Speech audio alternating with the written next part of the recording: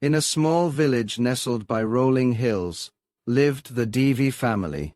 Their wise grandfather, Naren, had once planted a magnificent mango tree, its branches now stretching wide, heavy with the sweetest fruit. Naren often told his grandchildren, "This tree is more than just fruit, it's a symbol of our unity, rooted deep like our family's love." Years passed, and Naren Devi was no more.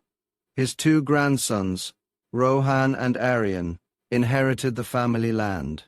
Rohan was the elder, strong and practical, while Aryan was younger, more reflective, often lost in thought under the mango tree.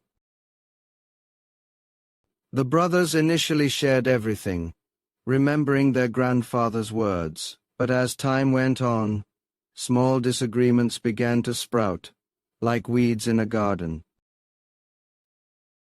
Their shared land, once a place of joy, slowly became a source of contention. Whispers of property lines and rightful shares filled their home, pushing aside the laughter.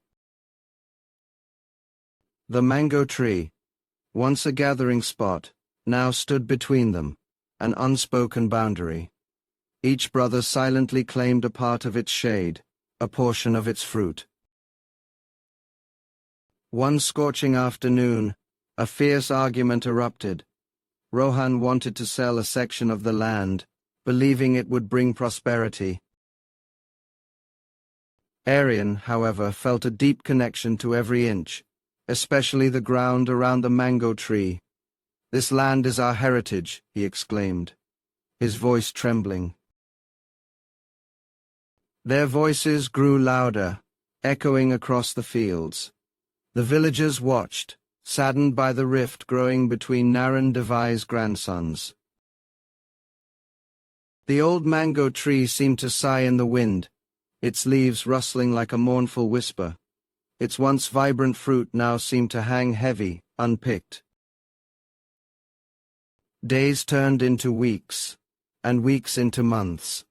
The brothers stopped speaking, communicating only through sharp glances and curt nods. The land, once meticulously cared for, began to show signs of neglect. The fields became overgrown, and the garden withered. Neither Rohan nor Aryan tended to the mango tree, each waiting for the other to make the first move, a silent battle of wills. The ripe mangoes fell to the ground, rotting in the sun, uneaten, uncherished. The sweet aroma of the fruit, once a village delight, now smelled of decay. One evening, a fierce storm swept through the village, winds howled, and rain lashed down, threatening to uproot everything in its path. The old mango tree, despite its strength, swayed violently, its branches creaking under the relentless force of the gale. Aryan, huddled inside his house, couldn't stop thinking about the tree. He remembered his grandfather's gentle smile as he planted it, his stories under its shade. He pictured the tree, alone and vulnerable, battling the storm. A wave of sadness washed over him, not just for the tree, but for the broken bond with his brother. He knew Rohan also loved the tree. He remembered them climbing its branches together as children, sharing secrets and dreams. Suddenly, a loud crack echoed through the night. Aryan's heart leaped. He rushed outside, pulling on his rain-soaked sandals, fear gripping him. Through the pouring rain he saw Rohan already there, frantically trying to prop up a large fallen branch of the mango tree. Rohan's face was etched with worry. Without a word, Aryan ran to help together. They struggled against the wind and rain, their hands touching as they lifted the heavy limb.